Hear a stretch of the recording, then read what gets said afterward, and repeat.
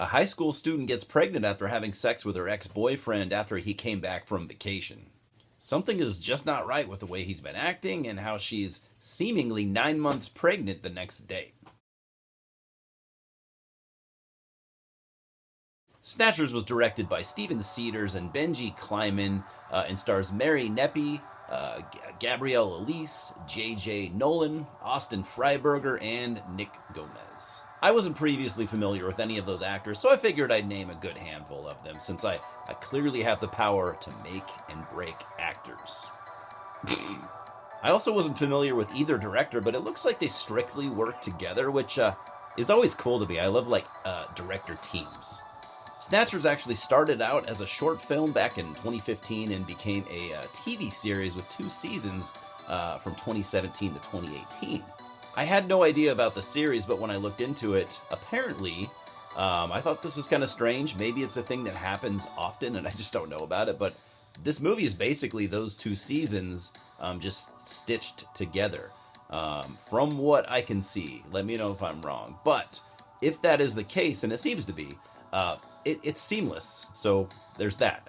If anyone's concerned about this maybe being sloppy because of that, it's not. Totally seamless. So, right from the start, I quite liked the credit sequence with all the graphic, cool Mayan artwork and exciting music, kind of setting a tone for what's to come. And right from the opening scene, I'm definitely reminded of early 2000s, comedy stuff like Mean Girls or whatever, since most of the main characters are in high school. The dialogue is, at least, I imagine, kind of overtly using slang words, like BFF, Beezy, words like that.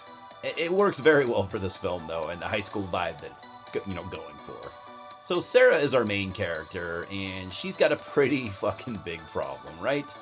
Being 9 months pregnant overnight is not exactly normal. I mean, I'm not a doctor or a female for that matter, but I'm pretty sure that ain't right.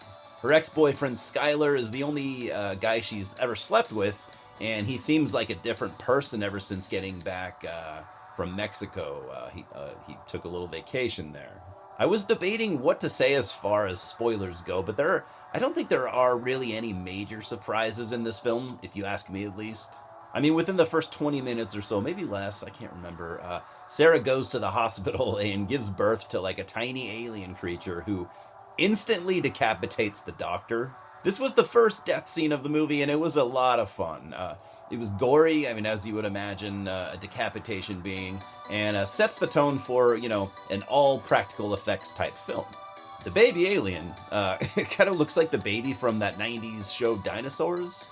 If you're, my age, you probably do remember that. But it's more in the vein of Ghoulies, Critters, Gremlins, the fun 80s stuff. He does actually kind of look like he does also kind of look like a gremlin.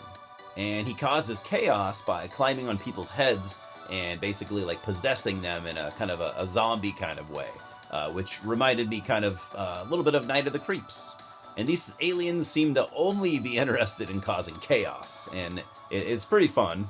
I couldn't find any info here on what the budget was, but I imagine it was pretty low. I personally would have appreciated more gore and some more inventive kills.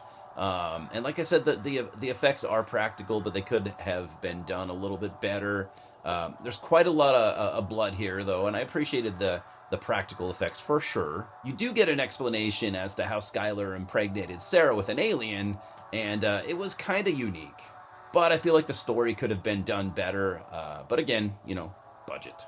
This is a very simple, straightforward film with cool nods to the 80s and 90s. I'm not a huge horror comedy guy, but the script does have some really good jokes. And there are actually 3 great jokes in the third act that happen in a 5-minute span that just had me laughing so hard. I think harder than I have laughed in a while, at least during a movie. I mean, well-written jokes and, great comedic timing, not an easy thing, so I have to give some credit here to the writers. The police officer character, Oscar, was clearly influenced by Dewey from the Scream movies, and I thought the chemistry between him and Sarah's mom could have been further explored. Overall, this film has been received almost surprisingly well by the the handful of critics on Rotten Tomatoes. I'm giving Snatchers a 6 out of 10. I'm a sucker for, these retro horror movies that kind of worship the glory days, but this one doesn't really crack into my list of favorites. With better gore effects and more creative kills, my score would have easily been a 7. It's well written at times. It looks pretty slick, but it's maybe just a little bit too inconsistent. But that said, it was a pretty fun watch despite its flaws, and I'd recommend it to horror comedy and, creature feature type fans for sure. Definitely check it out. Cheers, guys.